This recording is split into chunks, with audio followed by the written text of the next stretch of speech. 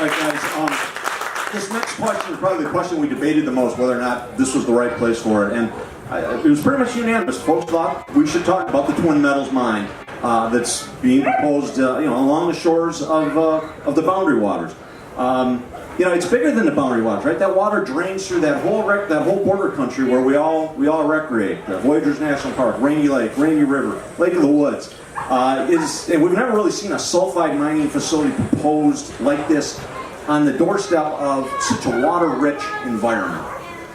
What do you guys think? Is the value of the mine, the jobs, the economic value worth the potential environmental impact or damage that it could create to that border country? Tim, go ahead. Yeah. Well, as you can imagine, Jeff and I both are coming out of primaries where issues become critically important to that base.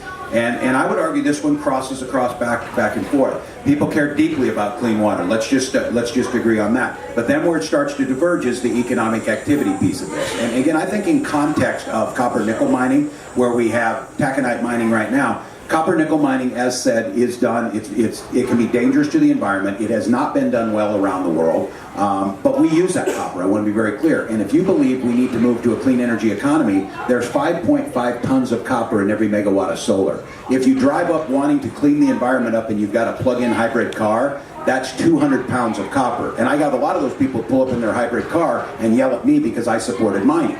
That's a little bit hypocritical if you're going to get at it. So what I have said is, just like so many of these things, we need to follow the science. We need to have stringent environmental reviews. We need to have permitting processes that are at the highest level. And we need to do something that hasn't been done before. We need to have liabilities put in place that are bankrupt-proof on this. Polymet Mine has been going through that. And what I have said is I voted for the land swap that put that piece of land between two existing abandoned mines to continue on. There's still many processes yet to go. What I have said, though, is Twin Metals is a different animal. It sets in a different watershed. It has not been explored yet. So in that case, I voted to not short-circuit the environmental impact statements, not to short-circuit the safeguards of that water, but to leave it in where it's at and continue to do the research. I do believe that Minnesota Innovation, if anybody can do it, can figure out a way to do this, but the Polymet Mine, if things go right, will be the test guard for that. But at any point in time as governor, if it puts our natural resources at risk,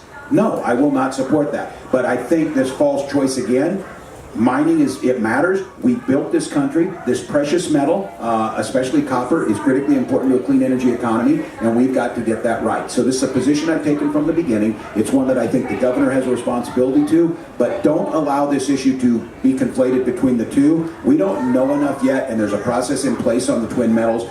That one has to be, there's a lot more thought to go into that. So I will be an advocate for copper and nickel mining to move it through what is a very stringent regulatory process. We have, between federal law and state law, extremely difficult environmental regulations that anybody has to get through to mine anywhere in Minnesota. And the Polymet proposal has been going through that for 10 or 12 years now, and they are actually getting close. And I don't believe we should short-circuit anything either. Absolutely not. The reason we have environmental regulations in place is to require companies to go through them. I also, however, don't think that we should be throwing new roadblocks in based upon political agendas. We should let these companies, make these companies go through the stringent process that's in place. And I will be an advocate for moving that forward. And if they can prove that they can do this in an environmentally safe way, which it looks like Polymet at least is going to be able to do, then I'm going to advocate for it, because we have a reserve of copper and nickel and palladium and some other